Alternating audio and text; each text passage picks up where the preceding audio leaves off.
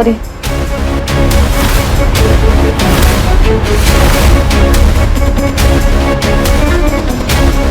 काकू, तुमची शांभवी खूप हुशार आहे हा. आमच्या साकेत दादूला खूप मोठं डील मिळवून दिले तिने. हो, ऍक्च्युली आता रिसेंटलीच ऑफिस जॉईन केलं त्याने, तरी सुद्धा खूप मोठं डील क्रॅक झालंय त्यांच्यामुळे.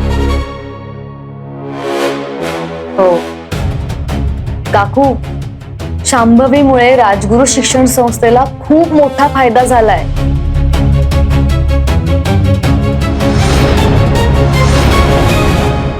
गप्प बसा ना, उगाच बडबड करतायत.